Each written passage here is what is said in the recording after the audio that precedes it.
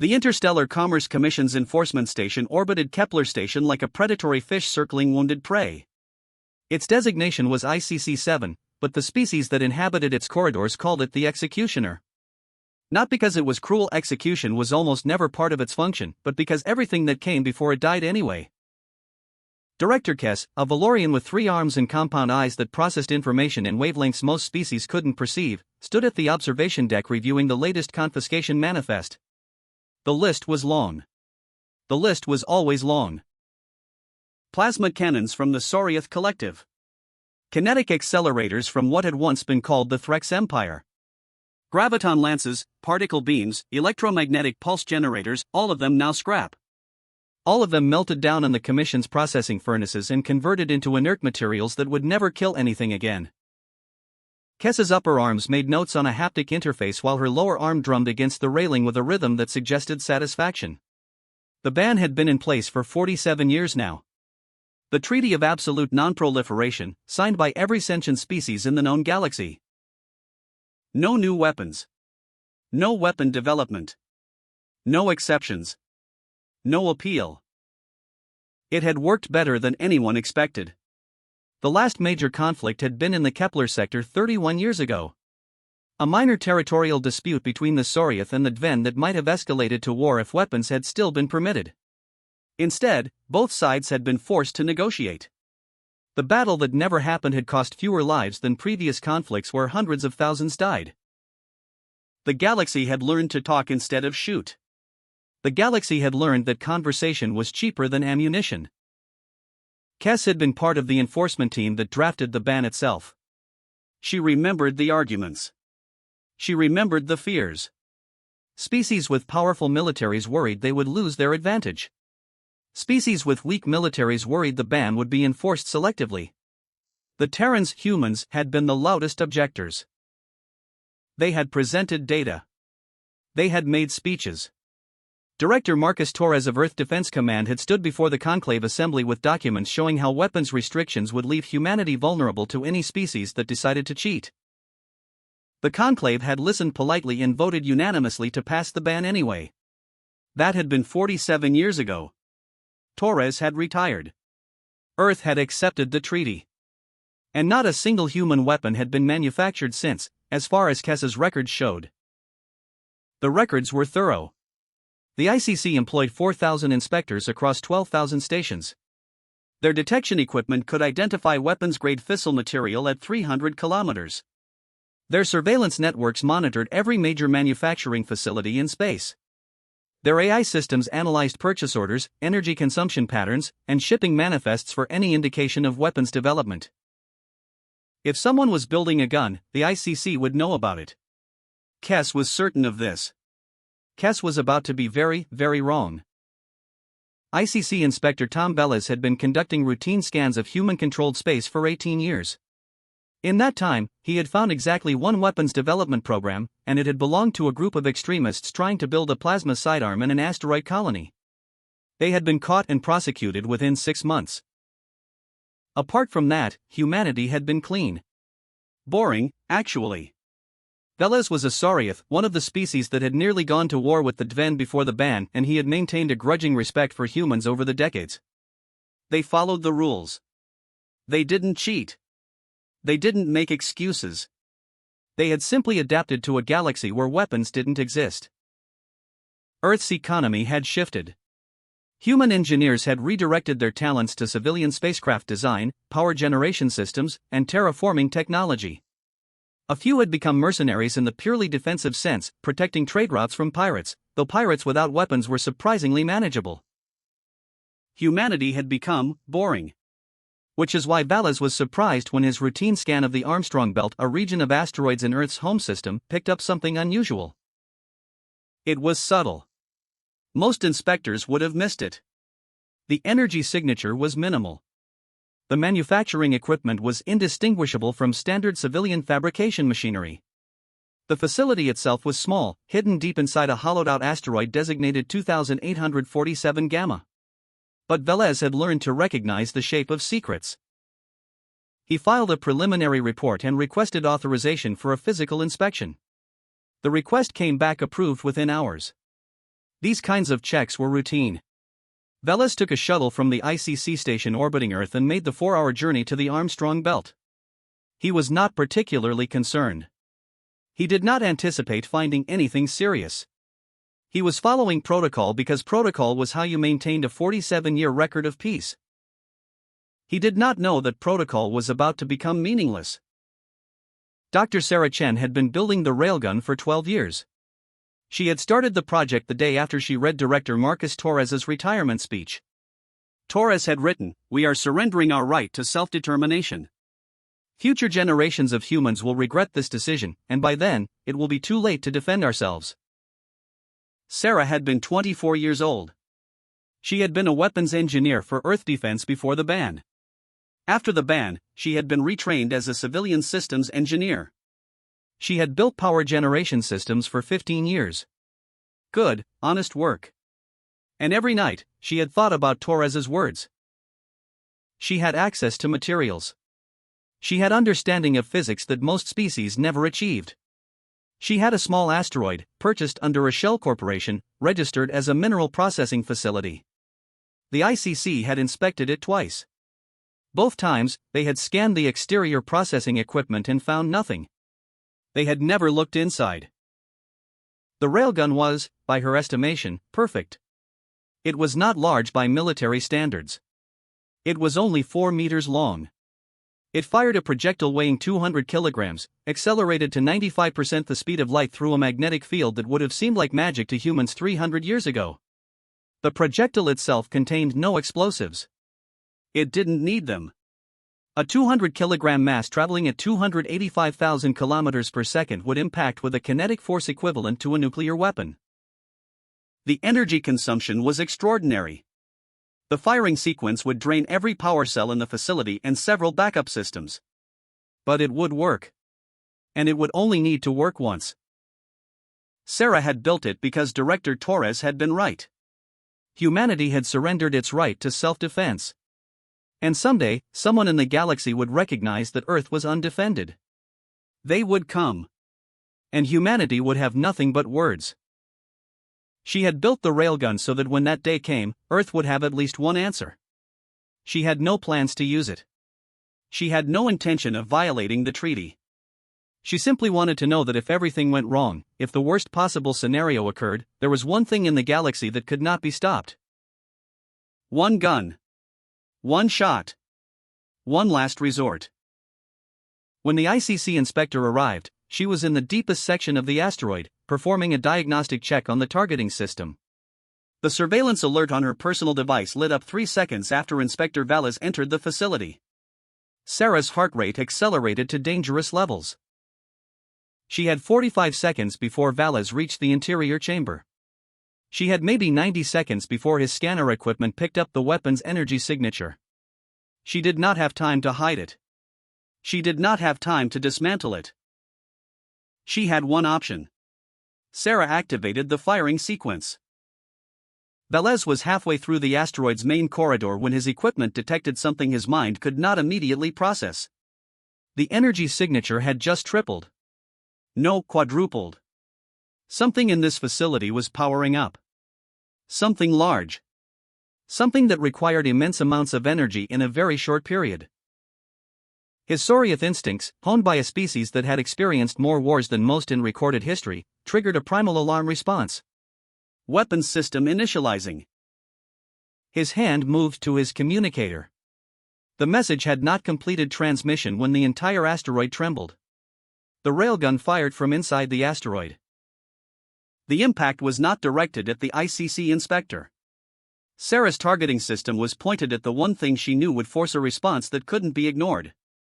She aimed it at the place that would matter most to the galaxy. She aimed at ICC-7. The projectile left the asteroid at 285,000 kilometers per second. It traveled through the vacuum of space in the time it took a human heart to beat once. It crossed the distance between the asteroid and Kepler station, 340,000 kilometers, in 1.19 seconds. Director Kess was reviewing the confiscation manifests when her forward sensor array exploded. The kinetic impact had no warning. There was no missile signature, no energy buildup, no exotic particles to detect in advance. The projectile was simply there, and then it was through the station's hull, and then it had exited the other side, leaving a hole 3 meters in diameter that was suddenly decompressing everything in 4 compartments. Alarms screamed. Containment bulkheads slammed shut. Damage control teams flooded into action. Kess, still alive in her compartment, stared at the sensor readout that had appeared on every screen in the station. Ballistic impact. Unidentified origin. Likely source, asteroid 2847 Gamma in the Armstrong Belt. Origin, Earth territory. Origin, human. The message was as clear as any declaration of war. The Treaty of Absolute Non-Proliferation had been broken. The message spread through the ICC communication network in microseconds. Within 90 seconds, the Conclave Council was in emergency session. Within 3 minutes, every major power in the galaxy had been notified. Human weapons existed. Humanity had violated the ban. Humanity had fired. The target had been the enforcement station itself, the symbolic and functional heart of the weapons ban. The message was impossible to misinterpret. We reject your authority. We have the power to enforce our own will. We are no longer bound by your treaty. In the Earth Defense Command Center, Commander Alexandra Park received the news from the ICC itself. They had a recording. They had scanner data. They had the weapons point of origin registered to Dr. Sarah Chen, a civilian engineer with a history in weapons development. Park listened to the information and felt something inside her shift. For 47 years, humanity had followed the rules. For 47 years, they had played the role of compliant species in a disarmed galaxy. For 47 years, they had given up the tools that kept them safe. And in a single moment, all of that had changed. The question was not whether to retaliate. The question was whether to cooperate with the ICC investigation or protect one of their own. Park made the call to the conclave herself. This is Commander Alexandra Park of Earth Defense Command. We acknowledge receipt of ICC findings regarding weapons development in Earth territory. We are launching a full investigation. We are cooperating fully with ICC enforcement. And we are surrendering Dr. Sarah Chen for ICC prosecution. We will not obstruct your investigation. It was the diplomatic response. The careful response. The response that tried to preserve humanity's standing. It was also, unbeknownst to Park, completely inaccurate. Inspector Valez reached the internal chamber of asteroid 2847 Gamma to find Dr. Sarah Chen standing beside the railgun, her hands raised. She had not run. She had not hidden. She had done what she had always planned to do, accept responsibility for the choice she had made. I built it, she said simply. I fired it. I did it alone. No one else in Earth Defense knew. No one else in any government knew. This was my decision. Valez scanned the facility, looking for secondary weapons, for manufacturing equipment that might suggest a larger program. He found nothing. The railgun appeared to be a single prototype. A single weapon. A single violation. The inspection team arrived within hours, led by Director Kess herself, still bearing the insignia of ICC authority despite the hole through her station. She stood in front of the railgun with her 3 arms folded across her body in a posture that Valez had never seen from her before. Not anger. Not indignation. Fear. How long? Kess asked. 12 years, Sarah replied. How many others? Just me. Kess studied the weapon. Her compound eyes processed every detail of its construction, every aspect of its design. She was not just looking at the gun. She was looking at what it represented. She was looking at proof that the ban had never been what they claimed it was. The emergency session lasted 4 days. Every species with representation in the conclave demanded answers.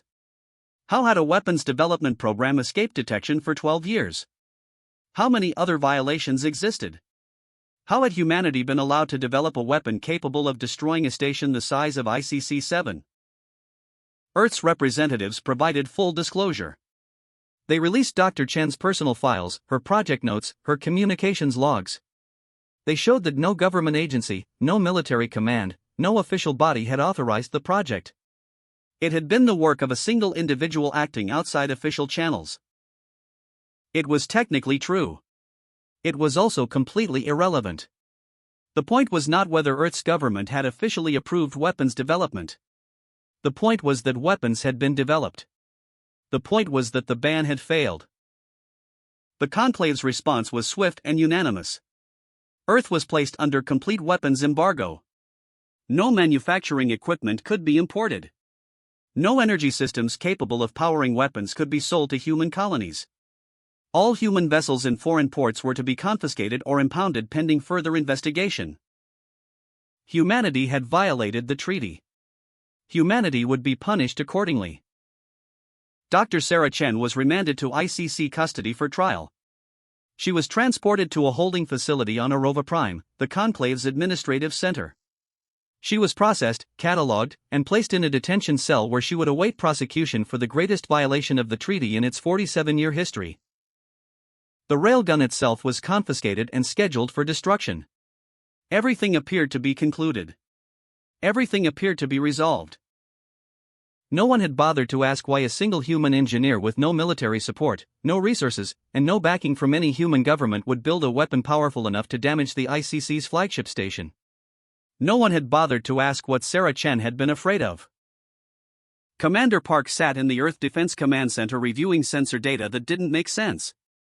The railgun's payload was significant, but the energy signature would have been detectable. The power requirements for charging the weapon would have required an infrastructure that should have been visible. The targeting system alone should have generated enough electromagnetic activity to be caught by any routine scan. And yet, it had taken 12 years for the ICC to detect anything. Park was not an engineer. She was a military officer. But she understood one fundamental principle: if something seemed impossible, then either you didn't understand the problem, or someone had solved it in a way that wasn't obvious. She pulled up Dr. Chen's background files and read them again. Sarah Chen. Age 56. Originally trained in weapons engineering. Redirected to civilian systems after the ban. Worked on power generation systems for 15 years. No family. No significant relationships. No outside interests recorded in her personnel file. No reason to build a weapon. And yet she had. Park did something that would later be considered the pivot point in the entire situation. She reached out to Marcus Torres, the retired director who had opposed the ban so many years ago. Torres was 87 now, living in a residential colony on Mars. He had never left Earth territory after his retirement. He had watched the ban take effect from a distance and accepted it with the resignation of someone who had fought a losing battle. When Park called him, he was in the garden section of his residential unit, tending to hydroponic crops with the focus of someone for whom gardening had become a substitute for strategic thinking. Dr. Torres, Park said through the communication system. I need to understand something about Sarah Chen. Torres set down his cultivation tools with the care of someone whose hands had once held weapons. I don't know Sarah Chen. But you knew about this. Somehow. You knew someone would try to rebuild our defensive capability. Torres was quiet for a long moment. I knew, he said finally, that if we surrendered all weapons, someone would eventually decide that surrender was a mistake. I didn't know who. I didn't know when. But I knew it would happen because that's what humans do. We surrender only until we realize we've surrendered too much. Did you authorize? No. I authorized nothing. I spoke against the ban. I was overruled. After that, I was done. Sarah Chen made her own decision. Park thought about this. Then why did she do it? What did she know? Torres walked to a window that looked out over the Martian landscape. Red dust. Dark sky. The distant shape of Earth, bright but small, hanging in the void. Dr. Park, he said, the ban was never about peace. It was about fear. Every species in the galaxy was afraid of human military capability. We had military heritage that went back to the beginning of our species. We had technological advancement that outpaced most of our competitors. The conclave didn't ban weapons because they would create peace. They banned weapons because they wanted to ensure humanity would never pose a threat. And you're saying Sarah Chen understood that? I'm saying Sarah Chen was probably smart enough to ask a very simple question: what happens when a species that was banned from having weapons suddenly becomes a threat for some other reason? What happens when Earth becomes valuable to attack for reasons that have nothing to do with military power? Park felt something cold move through her thought process. The Kepler sector. The mining operations there. Exactly, Torres said. The richest rare earth deposits in human-controlled space. Valuable to everyone in the galaxy. Defended by a species that had been stripped of the tools to defend themselves. How long do you think that would have taken for someone to notice? What happened next was something no one had predicted. The shot from the railgun had damaged ICC-7, yes. But it had also, inadvertently, revealed something that the Conclave had been carefully hiding. When investigators examined the damage pattern and the weapon's performance, they were forced to conclude that the human weapon was significantly more advanced than anything the ICC could easily counter. The story leaked. Journalists from a dozen species reported it. The data spread. Within weeks, an extremist faction in the Soriath Collective announced they had been developing counter-weapons for the past 8 years. The Valorians, in a statement that was clearly a lie but served their political purposes, claimed they had similar programs in place. The Dven Empire simply announced they were withdrawing from the treaty. The ban that had protected the galaxy for 47 years began to crumble. Not because one human built a gun, but because everyone suddenly realized that if one species could hide a weapons program for 12 years, then everyone could. Everyone probably had. The treaty had been maintained only by collective consent, and that consent had just evaporated. The galaxy was rearming. The question was no longer whether weapons would be developed. The question was whether anyone could afford not to develop them. Sarah Chen sat in the ICC tribunal and said nothing. They offered her a chance to speak. She declined. They offered her a chance to defend her actions. She declined. She simply sat with her hands folded and accepted every word of condemnation that was directed at her. The prosecution presented the evidence. They showed the weapon. They showed the violation. They showed the damage to ICC-7. They presented testimony from Inspector Valez about how she had been in the facility, armed and ready, when he arrived. The tribunal found her guilty of weapons development in violation of Treaty Article 3, illegal manufacturing of restricted devices, assault against an ICC facility endangering galactic security. The sentence was 30 years imprisonment on the coldest world in ICC custody. It was harsh. It was meant to be harsh. It was meant to serve as a warning to any other species considering similar violations. It accomplished exactly the opposite. Because Sarah Chen's trial became the moment when every species in the galaxy realized what had been true all along: the treaty existed not because anyone believed in it, but because everyone was afraid. And fear, once shattered, doesn't get put back together. Commander Park stood in her office watching reports come in from across human space. The manufacturing facilities that had been dormant for 47 years were beginning to activate. Not officially. Not with government authorization. But it was happening. Engineers were reaching out to each other. Plans were being shared. Materials were being quietly relocated. Earth was not following protocol. Earth was not cooperating with the Conclave. Earth was, in the way that only a species facing extinction truly understands, preparing for war. The Conclave demanded explanations. Park gave them the same answer that Sarah Chen had given to the tribunal. Nothing. She simply acknowledged the reports, confirmed that human engineering programs were expanding, and made no apology for it. The message was clear: Earth had been forced to choose between the comforting lie of the ban and the uncomfortable truth of self-defense. Sarah Chen had made that choice for them. And now, they would all have to live with the consequences. In her detention cell on Arova Prime, Sarah Chen received a message. It was encrypted, impossible to trace, but it came through. A single sentence: "You were right. Thank you, Earth." She read it once and deleted it.